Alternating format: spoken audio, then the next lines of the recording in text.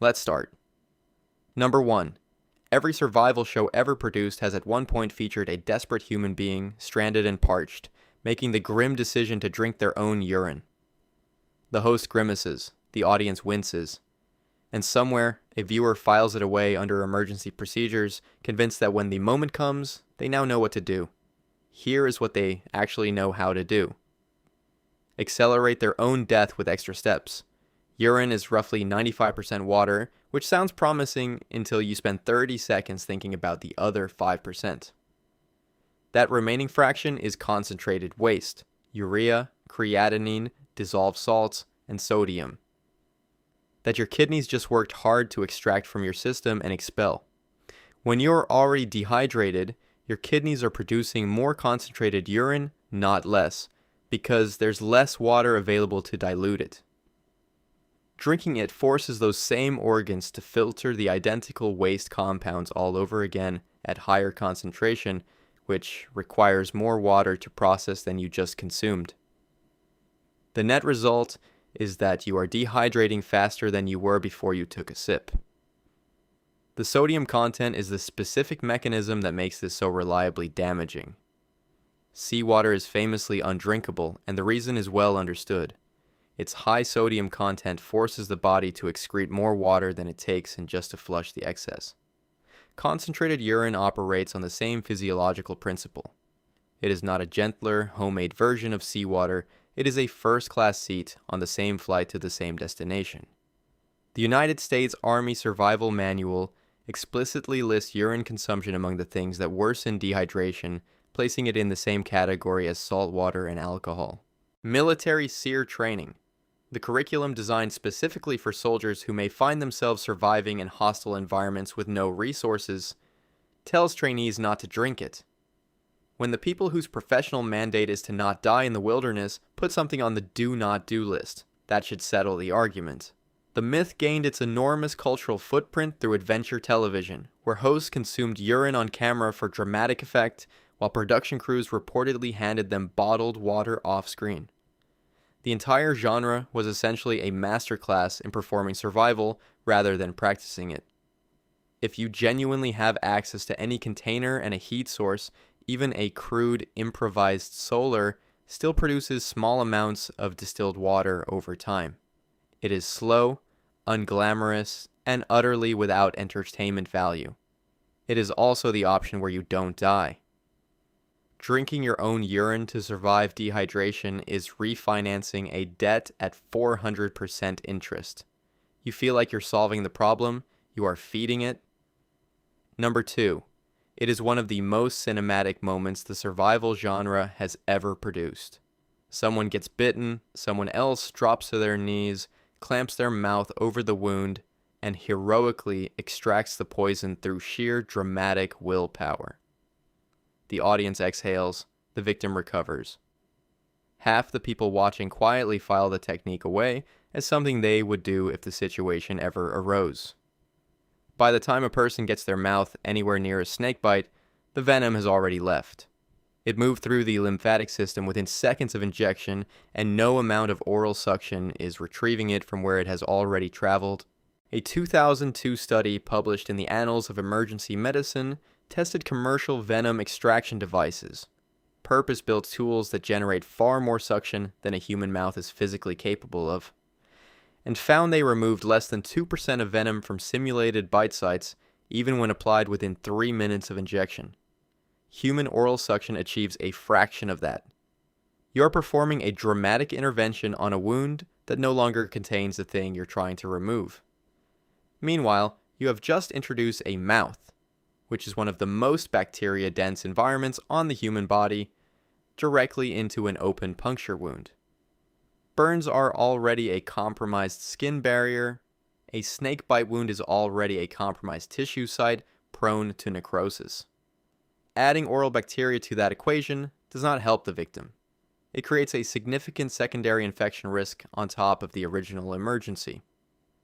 If the person performing the suction has any gum disease, microcuts, dental work gaps, or mouth sores, which most adults have and are unaware of, venom can enter their system through the oral mucosa. The rescuer has now become a second patient. This is a remarkable way to turn a two-person emergency into a logistics problem in the middle of nowhere. The American Red Cross removed oral suction from its snakebite protocol in 2002. The American College of Emergency Physicians agrees. The World Health Organization agrees. Every major emergency medicine authority on the planet agrees. The actual correct protocol is almost aggressively simple. Immobilize the bitten limb at or below heart level to slow lymphatic spread, keep the victim calm and as still as possible to reduce heart rate and slow systemic circulation, remove any constrictive clothing or jewelry near the bite site, and get to a hospital with anti-venom as fast as possible.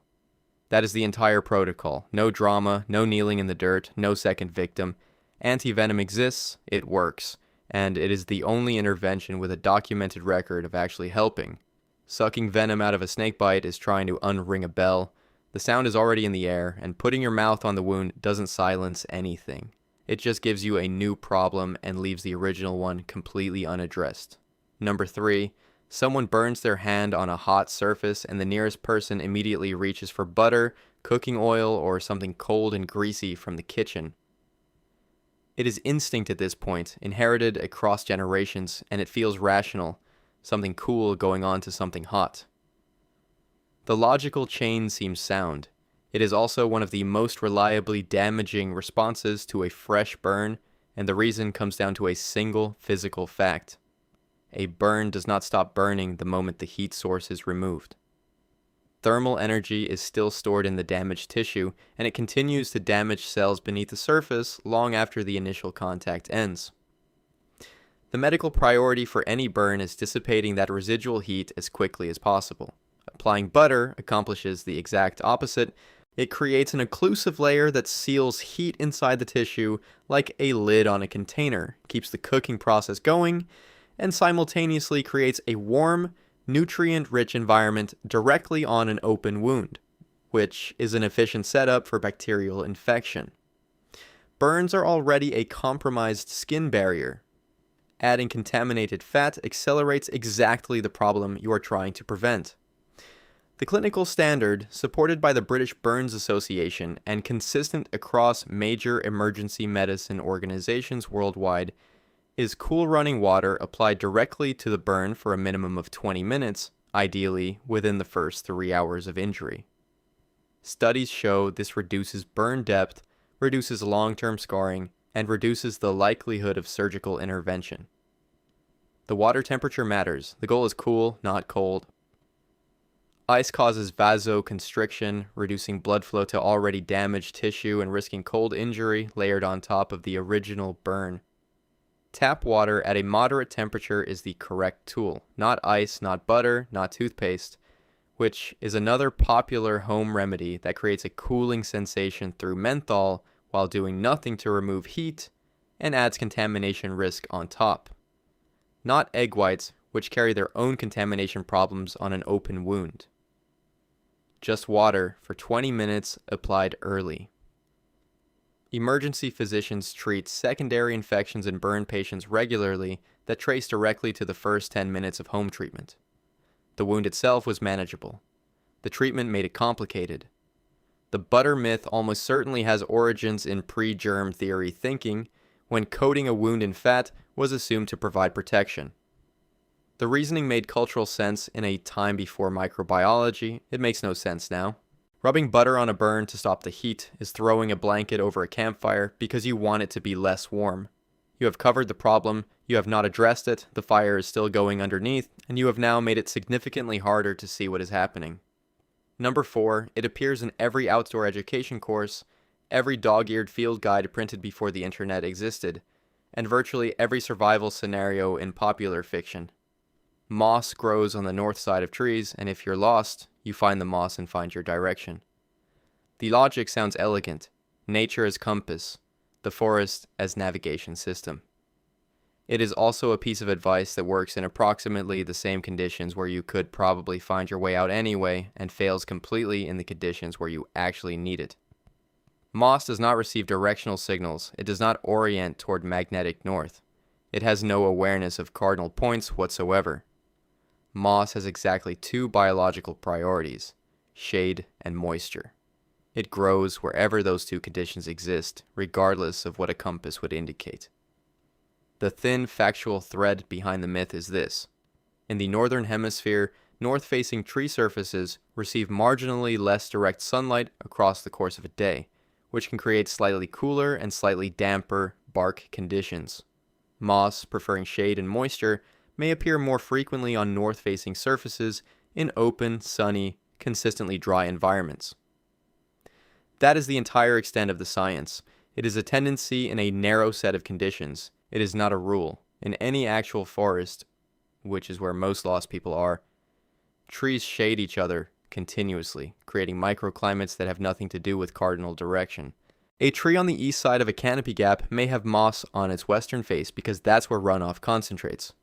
A tree near a stream may have moss blanketing every surface from every angle simultaneously. The environment that produces the most moss is also the environment that makes the rule most useless. Tested in real conditions with compass verification, amateur navigators using natural signs, including moss, perform no better than chance. Professional orienteers do not use moss as a navigation method. Wilderness search and rescue curricula do not teach it. Military navigation training does not include it. It does not appear in serious navigation education because its accuracy in real terrain is indistinguishable from guessing.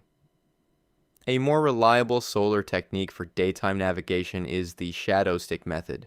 Push a stick vertically into the ground, mark the tip of its shadow, wait 15 to 20 minutes, mark the tip again, and the line between those 2 points runs roughly east to west because shadows move westward as the sun tracks east. It is imperfect. It is also based on actual solar geometry rather than a plant's real estate preferences. Trusting moss to guide you home is asking a cat for directions. The cat is comfortable where it is, it has a general sense of its environment, and it is not going to get you anywhere useful. Number 5. The scenario is straightforward. You're lost, you're hungry, and you watch a bird eat bright red berries off a nearby bush without apparent consequence. The logic feels airtight. If a wild creature is consuming something and surviving, the food must be safe. Nature has provided a living field test. All you have to do is observe. This reasoning contains one enormous, potentially fatal flaw. The animal doing the eating is not you, its digestive system is not yours, and what constitutes a routine afternoon snack for one species is a medical emergency for another. Birds are the most commonly cited example and the most dangerously misleading one. Many bird species have evolved specific liver enzymes that neutralize alkaloid toxins found in berries that are acutely dangerous to mammals. Cedar waxwings and similar species routinely consume berries from plants that cause severe gastrointestinal distress, cardiac complications, and in sufficient quantities, death in adult humans. The bird eating those berries is not a safety certification. It is an advertisement for a product that has different terms and conditions for your body.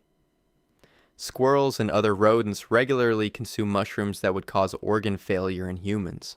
Their metabolic pathways process certain fungal compounds in ways the human liver cannot replicate. The death-cap mushroom, Amanita phalloides, is responsible for the majority of fatal mushroom poisonings worldwide. Animals have been documented consuming it. The dose problem compounds everything further. A sparrow eating 10 berries is consuming a fraction of the volume that would constitute any meaningful human serving. Even if the berry were mildly problematic for both species, the sparrow is experiencing a dose that is orders of magnitude smaller relative to body mass. The apparent safety you're observing does not transfer at human scale. Deer and other large mammals consume plants from the nightshade family as part of their regular diet. These plants contain compounds that cause neurological symptoms and cardiac effects in humans.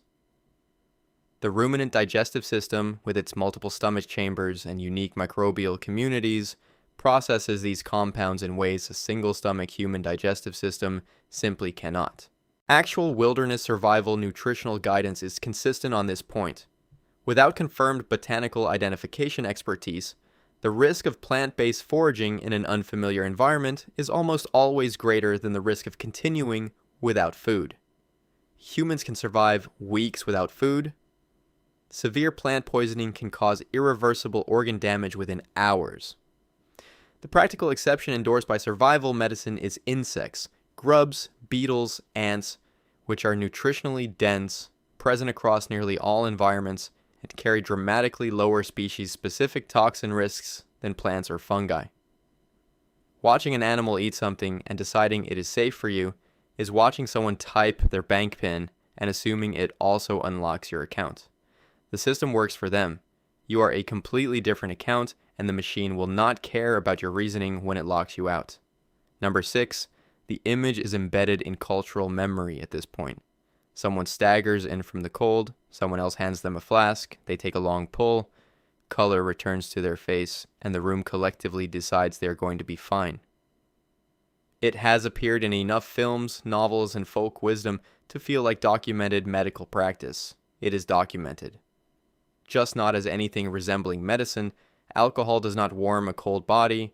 It creates the sensation of warmth while actively lowering core temperature.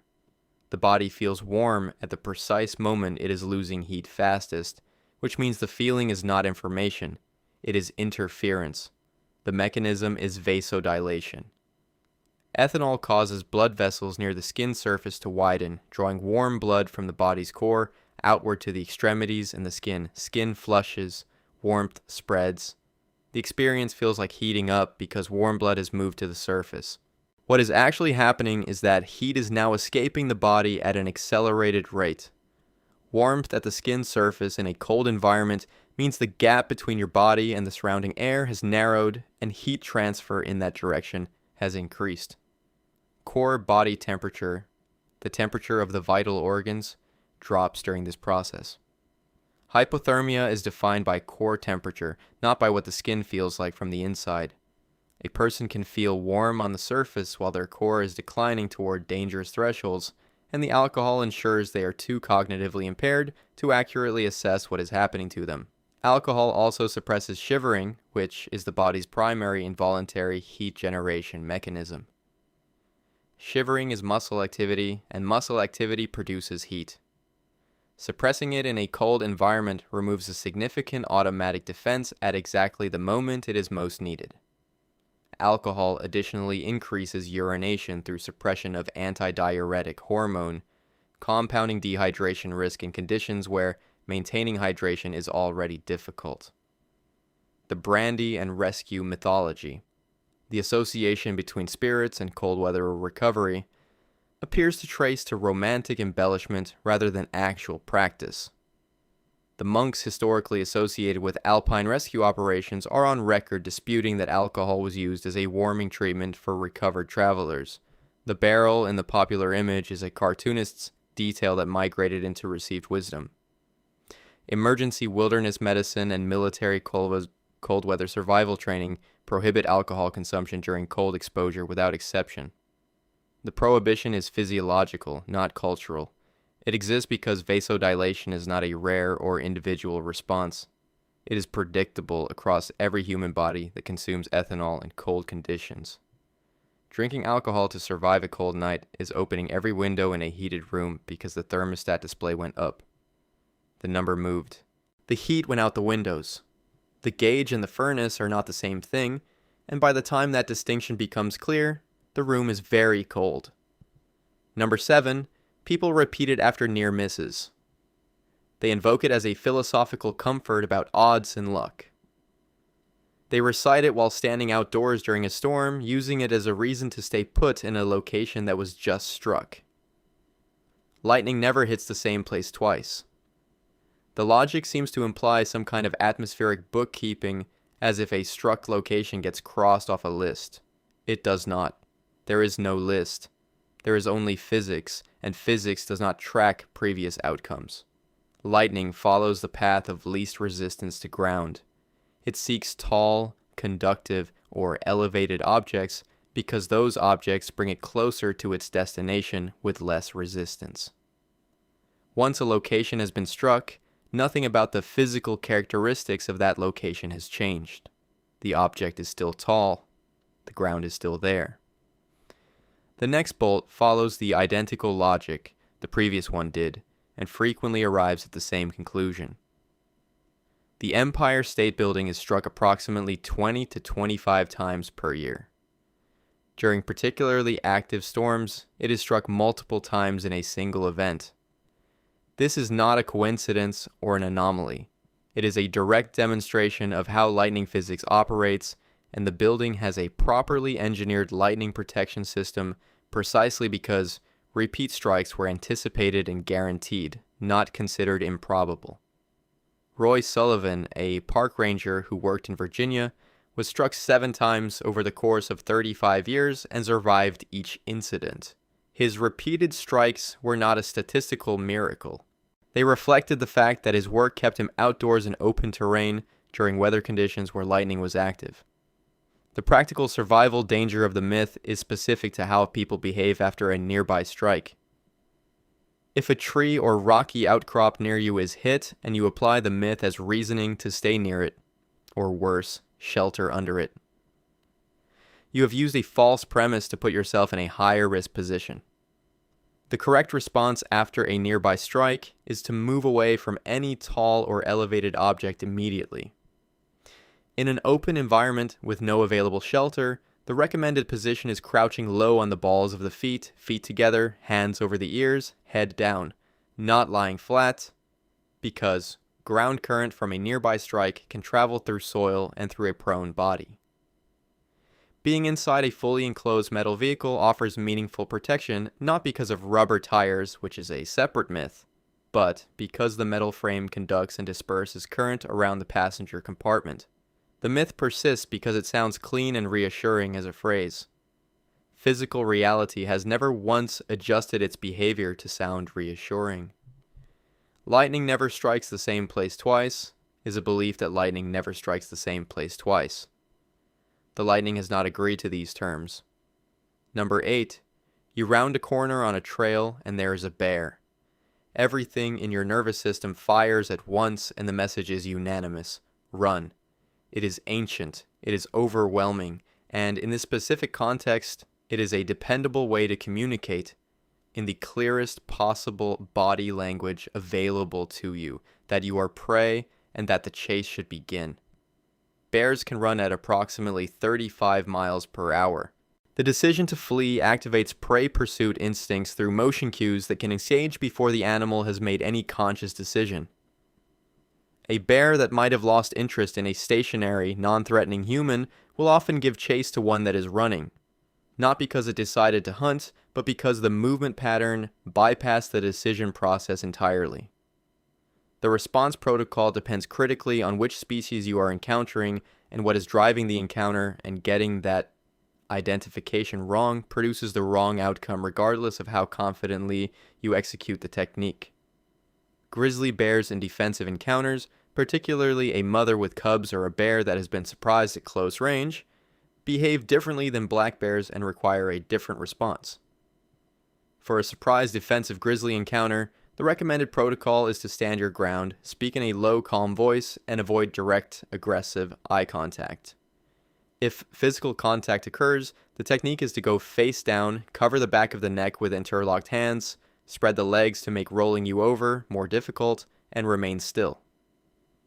The bear in a defensive encounter is attempting to neutralize a perceived threat. Once it determines the threat is gone, attacks typically stop. Playing dead in that context works because the goal of the attack was not to feed. Black bears showing calm, focused, predatory behavior, following you at a distance, appearing to stalk, making sustained approaches, require the opposite response. Do not play dead. Stand tall, make noise, make yourself appear larger, and fight back against any physical contact. A predatory approach from a black bear is a hunting calculation, and the correct counter is to be loud, aggressive, and demonstrably not worth the effort. Bear spray has a documented effectiveness rate of approximately 92% in stopping aggressive encounters when deployed correctly, according to a 2008 study in the Journal of Wildlife Management. That figure compared favorably to firearms in the same research. Effective deployment range is roughly 20 to 30 feet in a wide fog pattern directed at the approaching animal. Wind direction matters significantly. Spraying into a headwind returns the contents to the person holding the canister, which creates a survival situation of an entirely different category. Running from a bear because your instinct said so is arguing with a reflex. You pressed a button that was installed before your rational brain was involved, and you are now moving at half the speed of the thing behind you. Number 9. Cotton is comfortable, familiar, affordable, and the default fabric of daily life across most of the world. People hike in it, camp in it, and spend extended time outdoors in it without a second thought, because it is what they have and it is what feels normal. The idea that a shirt they wear to the office could become a hypothermia risk in the wrong outdoor conditions does not cross most people's minds. In wilderness medicine training, the phrase used about cotton is direct. Cotton kills. That is not hyperbole.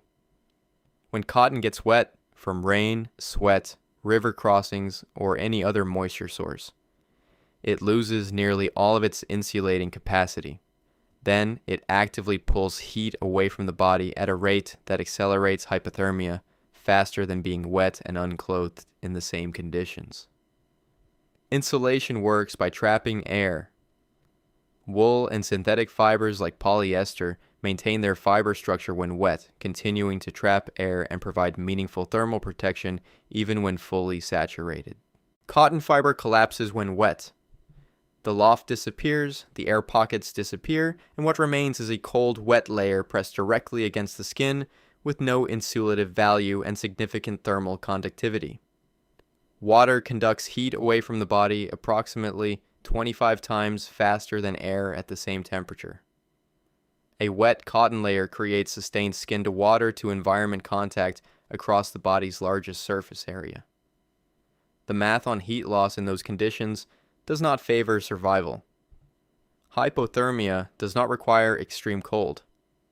Dangerous core temperature reduction can occur at ambient temperatures of 50 degrees Fahrenheit when cotton clothing, rain, and wind exposure combine. Cases of hypothermia in those moderate conditions are well documented in wilderness medicine literature. People associate hypothermia with extreme winter conditions and are genuinely unprepared for it at temperatures that feel mild. United States Army Ranger School and military cold weather training curricula prohibit cotton as a base layer in field conditions categorically. The prohibition extends specifically to denim, which compounds cotton's moisture retention problems with significant additional weight when saturated. Wool retains approximately 80% of its insulative value when fully saturated with water. That figure explains why it has been the standard cold weather textile for most of recorded human history. Modern merino wool versions are comfortable against skin and widely available. Modern synthetic base layers wick moisture away from skin and dry rapidly. The barrier to dressing correctly in cold, wet environments is not cost, it is awareness. The danger profile peaks in shoulder season conditions, spring and fall in temperate climates. When temperatures are moderate, precipitation is common and people dress for comfort rather than margin. The majority of cold weather wilderness medical emergencies occur not in extreme winter, but in these unremarkable, transitional, average-looking days. Wearing cotton in cold, wet conditions and expecting warmth is using a paper towel as a raincoat. It absorbs everything immediately, provides nothing, and the problem becomes clear at the exact moment you no longer have the option to fix it. Number 10, 3 days without water. It circulates as a hard biological deadline, a countdown that begins the moment hydration stops, a fixed window beyond which the outcome is sealed. People internalize it as a rule with real precision, which produces two specific failure modes in actual survival scenarios: panicking unnecessarily early and making damaging decisions in pursuit of water faster than the situation requires. The 3-day figure is a teaching average derived from studies of sedentary adults in temperate conditions with no exertion and no extreme heat. In those specific controlled circumstances, the average is roughly accurate. Change the conditions and the timeline changes completely. At 100 degrees Fahrenheit with moderate physical activity, dangerous dehydration, not discomfort, but measurable cognitive and physical impairment, can occur within hours. The number is not a biological constant. It is a baseline with enormous real-world variance, and in survival conditions, real-world variance is the part that matters. Cognitive impairment from dehydration begins well before any physical crisis is apparent. Documented research shows measurable decreases in decision-making, problem-solving, and risk assessment at just 2% body weight loss from water. A person weighing 180 pounds can lose that much through normal perspiration over a few hours in heat. The specific danger in survival scenarios is that dehydration degrades the thinking required to address the dehydration. Navigation decisions become worse, resource assessment becomes less accurate, risk tolerance shifts. The spiral is self-reinforcing long before physical collapse occurs. Desert rescue data regularly documents victims found deceased with partially full water containers still attached to their gear. The cause of death was not always absence of water. It was the decision to ration to save it for later, while the body's current need went unaddressed. The body cannot store water consumed in the future by not drinking water in the present. You carry it in you, or it does not help you. Boiling water kills biological threats, bacteria, protozoa, viruses, but does nothing for chemical contamination, heavy metals, or agricultural runoff. Clear water from a visually clean stream near farmland can be chemically compromised in ways that boiling concentrates rather than removes. The confidence produced by boiling water in a contaminated source creates a false clearance that can be worse than uncertainty. Practical survival priority sequencing used in wilderness medicine training does not place water automatically above shelter. Hyperthermia and hypothermia can kill faster than dehydration in the relevant conditions, and the popular hierarchy of survival priorities exists because the timelines are not equal for all variables. The 3-day rule implies water is always the most time-critical factor. In many scenarios, it is not. Treating 3 days without water as a fixed biological deadline is assuming every vehicle runs out of fuel at the same mileage. The window sticker gives you a number. The mountain road in July with the air conditioning running gives you a very different experience long before that number arrives. If you want to see more, click the video on screen now.